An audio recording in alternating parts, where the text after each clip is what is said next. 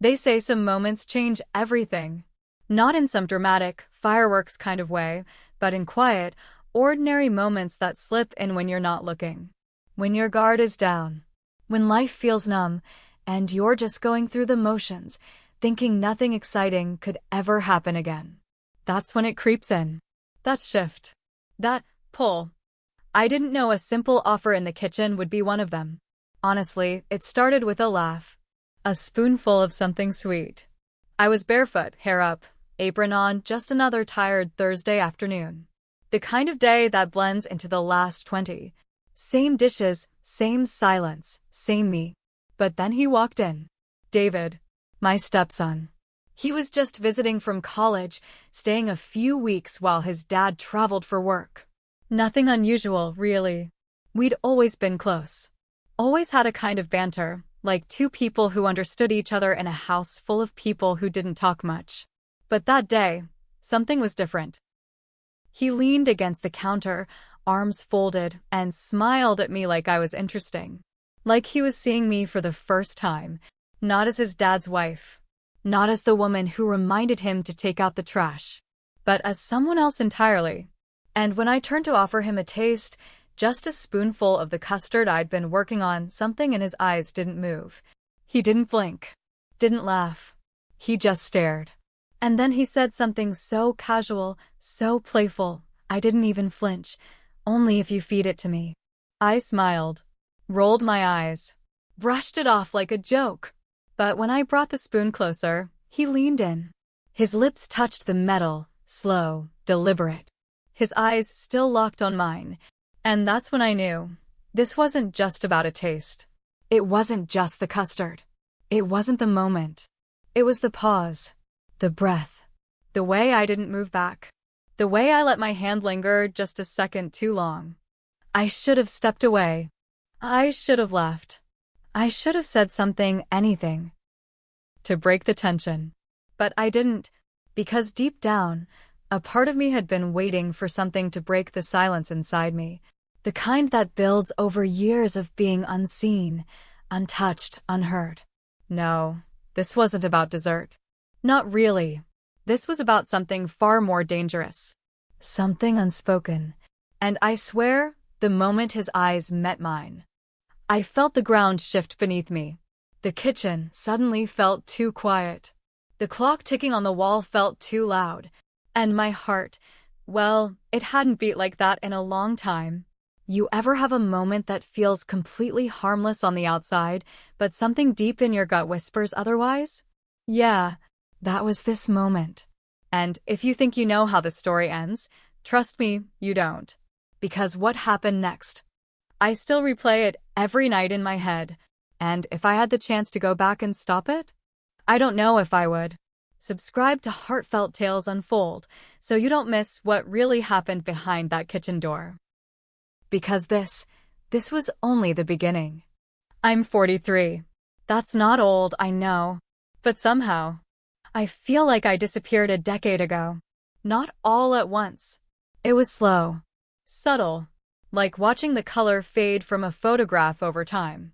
My husband, Thomas, he's a good man.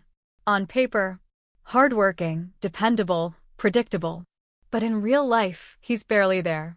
Even when he's home, it feels like he's somewhere else. Always on the phone, always tired, always distracted, always too busy to really see me. The kind of man who says thanks when you hand him dinner but never looks up from the news. We used to talk. We used to touch. I remember the way he used to hold my hand just because he felt like it. Now we sleep back to back. Two bodies in one bed, separated by miles of silence. Our meals are quiet. Our weekends feel long. Our conversations feel like transactions. And somewhere in all that stillness, I started to wonder if maybe I was asking for too much. If maybe this was just what marriage looked like after 20 years. Then David came home. He's Thomas's son from a previous marriage. I've known him since he was 10. I helped raise him, taught him how to cook scrambled eggs, packed his school lunches, stayed up with him when he had the flu. But this David, the one who walked through the front door from college, he wasn't the same boy I remembered. He was taller now, his voice deeper, his eyes sharper, more aware. There was something behind his gaze. Thoughtfulness. Curiosity.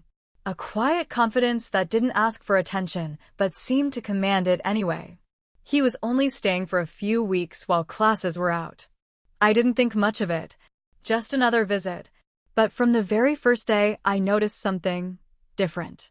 He listened when I spoke. Not out of politeness. Not the way most people do, nodding while looking past you. No, he really listened. He'd ask how my day was. Then he'd wait for the answer. He remembered the small things I mentioned, things even Thomas never bothered to notice. He'd pop into the kitchen just to ask what I was cooking. He'd offer to help carry groceries. He laughed at my old stories like they were brand new. At first, I told myself it was just kindness. That he was just a good young man being respectful. But part of me was starving for that kind of attention. And when you're hungry long enough, even a crumb feels like a feast. The house felt lighter when he was in it. I started looking forward to the sound of his footsteps, to the way he'd lean against the doorway and ask if I needed a taste tester, to the moments when it was just the two of us in the room, sharing stories or laughing over something silly. It was innocent, completely innocent. But there was something under the surface, something I didn't want to name, but couldn't quite ignore. It wasn't anything he said. It was the way he lingered when I spoke. The way he watched me when I thought he wasn't.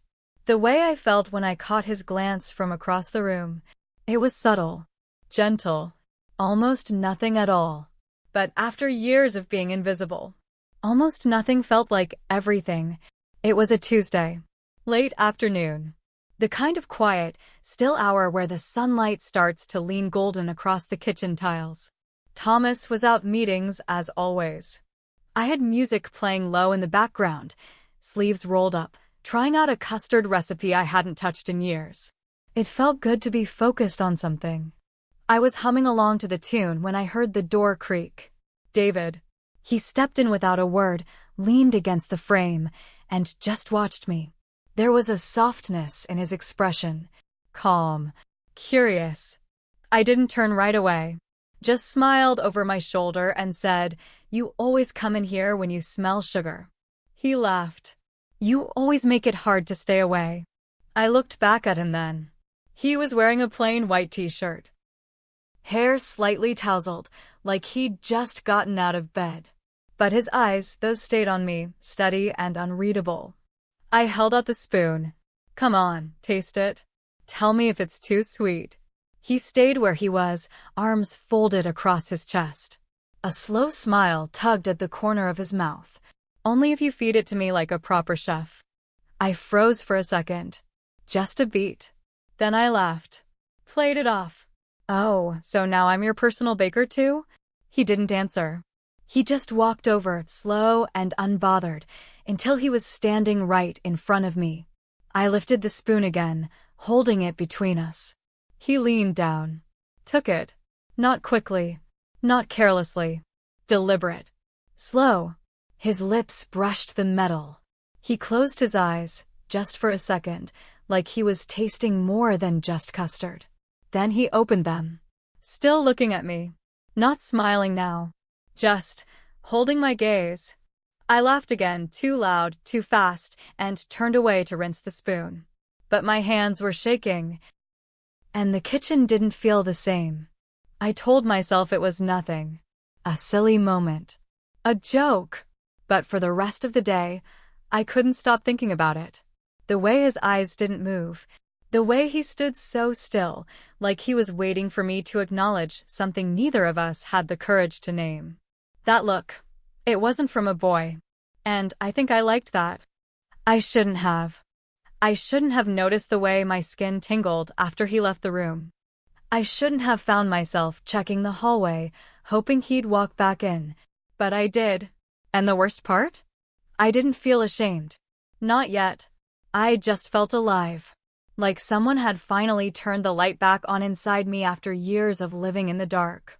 After that day in the kitchen, I started noticing things I hadn't let myself see before. The way David's laugh filled the room and softened the edges of silence that used to sit so heavy around the house. The way he lingered in doorways after our conversations ended, like he wasn't ready to leave yet. The way his eyes found me in a room full of people, like he was searching for a familiar face and maybe something more. And I hated how much I noticed. I hated that it made me feel good. I'd tell myself to stop, to keep my distance. But then he'd walk in with that same easy smile and a question about my day, and everything inside me would shift. There was a moment, small, barely a second, where we brushed hands while clearing the table. He apologized. I said it was fine. But my skin tingled for minutes after. Another night, he hugged me goodnight. Just like he used to. But it lingered. A breath longer. Just enough for me to feel his warmth and remember what warmth felt like. And that's when the voice in my head started getting louder. I'm his stepmother. I helped raise him. I've known him since he was 10. But then the other voice, the quieter one, whispered back. He's not a boy anymore. And I'm not dead inside. That part hurt to admit. But it was true. Because somewhere between the ignored birthdays and the one-word conversations with Thomas, something inside me started to fade. I remember one birthday, 2 years ago, when I waited all day for a call, a note, even a text. Nothing. I made dinner that night. Lit a candle for myself. He walked in, asked what was for dinner, then turned on the TV. Didn't even notice the cake. Didn't even ask why I looked tired. That night, I cried in the shower. Not because he forgot, but because I wasn't even surprised. Since then, I've been walking through life like a shadow. Moving, speaking, cooking, existing. But feeling? Feeling had become something distant. Something I used to do. Until David looked at me that way. And now, I didn't know what to do with the way my chest fluttered when he entered the room. Or the way I found myself changing shirts twice before dinner. Or how often I caught myself wondering what he was thinking when he looked at me. Was it kindness? Was it curiosity? Was I imagining it all? I watched him closely, trying to find answers in how he smiled at me. How he asked if I needed help with the groceries. How he lingered in the kitchen when he didn't need to be there. But I couldn't tell. Maybe I didn't want to know. Because what if I was the only one feeling this? What if I turned my hunger for affection into some twisted illusion? But then again, what if I wasn't? What if the silence between us wasn't silence at all, but something thick and unspoken, something waiting? The guilt would come in waves. I'd feel it late at night, lying in bed beside a man who hadn't touched me in months. I'd stare at the ceiling and ask myself who I was becoming. What kind of woman lets these thoughts take root? But then morning would come, and David would walk into the kitchen with sleepy eyes and a soft smile and ask if I slept okay. And I'd forget every promise I made to myself the night before. Because in those moments, those simple, stolen moments, I didn't feel like a wife. Or a mother figure. Or someone past her prime. I just felt alive. And I didn't know whether to feel grateful for that or terrified. The kitchen became our place. It always had been, in a way, but now it felt like a shared secret. A space suspended between what was allowed and what was felt, between routine and something else entirely. David started helping more, not just watching, but moving beside me. He'd chop while I stirred. He'd stand behind me to reach for ingredients, brushing past me with casual closeness that lingered just long enough to make me forget what I was doing. We cooked like we'd been doing it for years, like we knew each other's rhythms. He started bringing up new recipes, sending me links, printing out ideas he thought I'd like. He said it made him feel calm, being in there with me. I told him it made me feel seen. I didn't mean to say that last part out loud, but I did. He didn't laugh. He didn't change the subject. He just looked at me with something unreadable in his eyes and said, "Me too." That night sat with me. So did the way his hand brushed mine when we reached for the same spoon. Or how he started staying in the kitchen even after the food was done. Not saying much. Just being near. One evening, Thomas was gone again, some overnight meeting in another city. David and I ate dinner alone. We had wine, not much, just enough to loosen the stiffness between us. The food was good. The laughter felt easy. After we ate, I brought out something new, a soft, creamy dessert I'd been working on for days. He raised an eyebrow. "You're spoiling me." I smiled. "Someone should." He tilted his head a little, watching me like he was trying to figure something out. Then he said, "You taste everything you make, don't you?" I nodded slowly. "Usually." He dipped the spoon in, held it up. But instead of tasting it, he moved closer and brought the spoon toward me. "Then taste this." I hesitated, but not for long. I leaned forward. My lips touched the spoon. His fingers were close, too close, brushing against mine as I took it. The taste was sweet, but what lingered wasn't the dessert. It was the moment, the silence that followed, the quiet that stretched out like a held breath neither of us knew how to release. His hand didn't drop right away. Mine didn't move either. Our eyes met, and something passed between us. It wasn't loud. It wasn't spoken, but it was real. He didn't step back. Neither did I. We both waited, not for a kiss, not for touch, but for someone to name what was happening, to call it wrong, to break the spell. But no one did. And in that stillness, I realized something. Whatever line we thought we were walking, it had already faded beneath our feet. It happened 3 nights later. The house was quiet. Thomas was out again, some late dinner with clients. I'd stopped keeping track. I was curled up on the far side of the couch, blanket around my legs, a half-empty glass of wine on the table beside me. The TV was on, but I wasn't watching, just letting the flicker of light distract me from the ache I couldn't name. David walked in without saying anything. He didn't ask to join me. He just sat down, closer than usual. Not touching, but close enough to feel the warmth between us. We sat like that for a while. Then, out of nowhere, he said softly, "You look sad tonight." I didn't answer. Not right away. Then I said it before I could think better of it. "I don't think anyone really sees me anymore." He didn't speak. So I kept going. "I mean, I do all the things. I show up. I clean. I cook. I smile when I'm supposed to. But some days, I feel like I could disappear and no one would notice." He turned to me. I'd notice. And it wasn't the words themselves. It was the way he said them, low, steady, sure. Like he wasn't trying to make me feel better. Like he just meant it. "I see you," he said again, his voice even softer. "More than anyone ever has." I looked at him. Really looked. His eyes weren't curious anymore. They were certain. And in that moment, the room changed. My breath caught.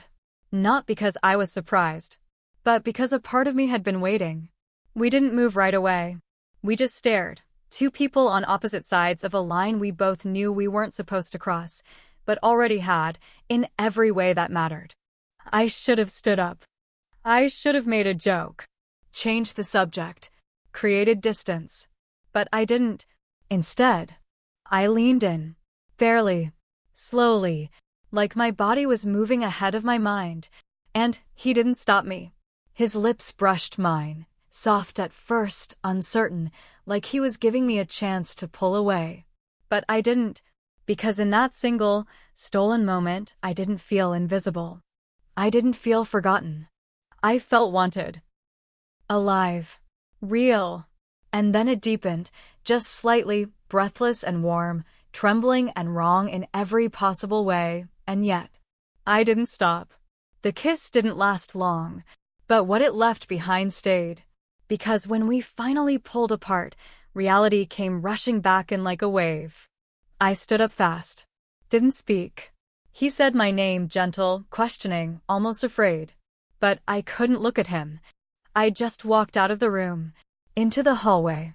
Into the dark. Closed the door behind me. And leaned against it, shaking. My heart was pounding. My lips still tingled. My whole body felt like it didn't belong to me anymore. I felt sick.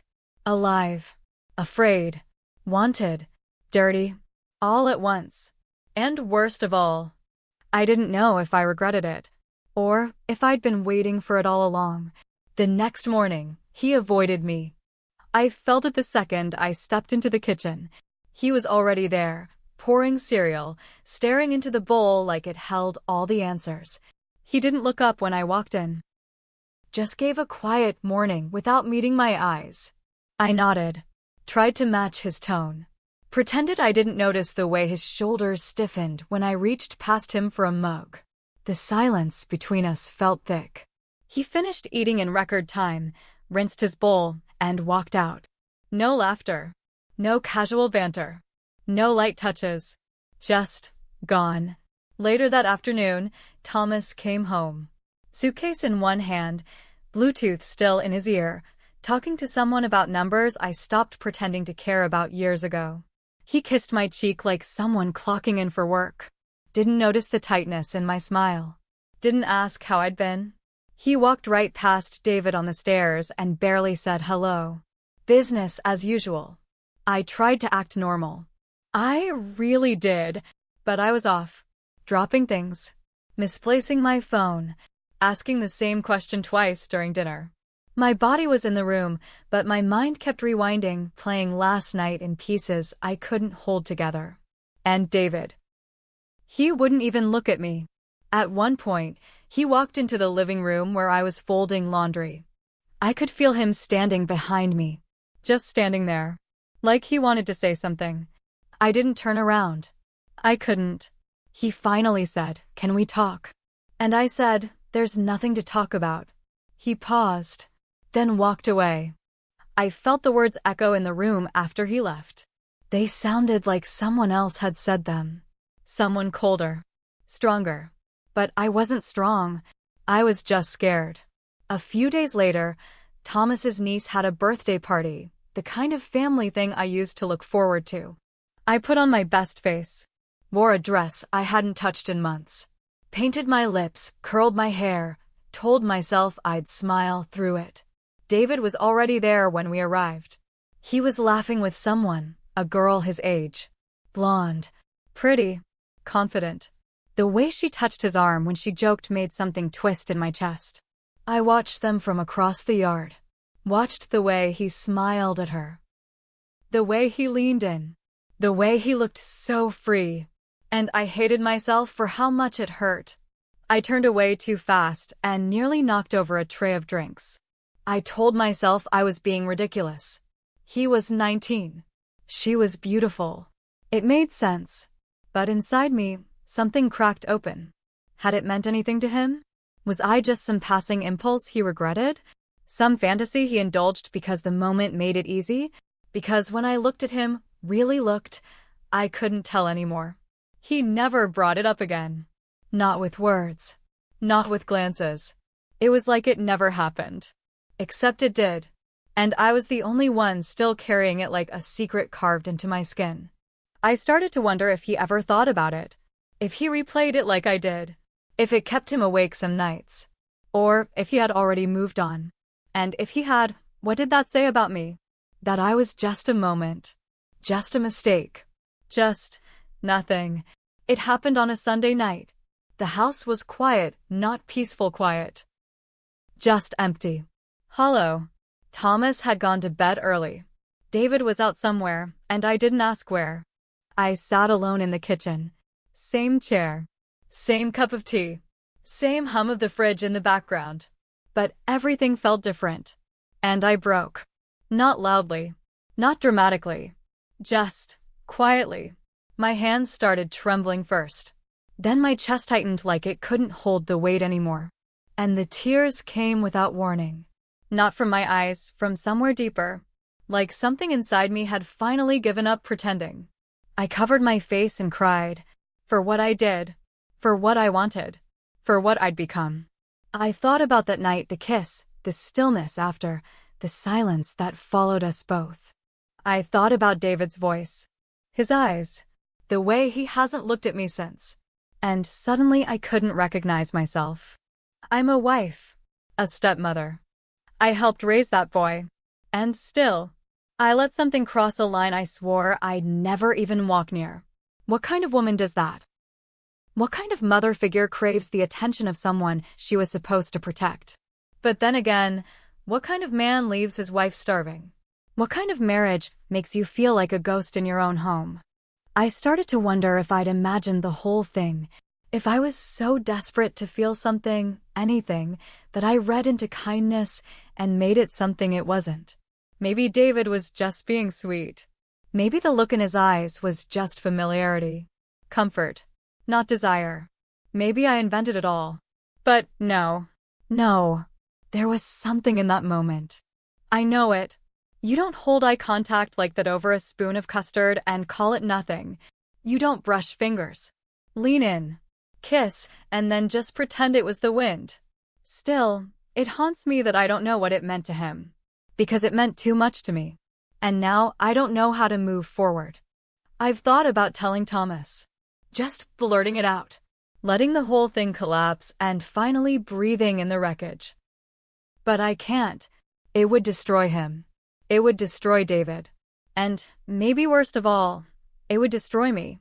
Not just my image, but the tiny, flickering piece of me that felt alive for the first time in years, even if it was wrong.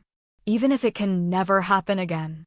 I've thought about leaving, packing a bag, disappearing for a few days, finding space to think without their eyes on me. But then I wonder, what if I'm the only one still thinking about it? What if he's moved on? What if to him it was a moment, a mistake, and nothing more? What if I'm the only one haunted by it? The only one still running that night over and over in her head like a broken film reel? That thought hurts more than anything else. Because it would mean I wasn't even a mistake worth remembering. Just something that happened. Just something that passed. And maybe that's what I deserve. Have you ever crossed a line and then questioned if the line was ever really there? Or worse, if you wanted to cross it the whole time? I still don't know what to call it. Was it emotional cheating? Was it betrayal? Or was it something more quiet, something lonelier? Was it just a woman craving to feel seen? Touched? Chosen? I didn't plan for any of it, but it happened. And now I sit with this ache, not just from what I did, but from not knowing what it truly meant. So I'm asking you, please, tell me in the comments, was I wrong? Or was I just human? Have you ever felt something that made no sense, but felt like the only thing keeping you alive? Because I need to know I'm not the only one who's felt this way. I need to know I'm not alone. And if this story reached you in any way, if it made you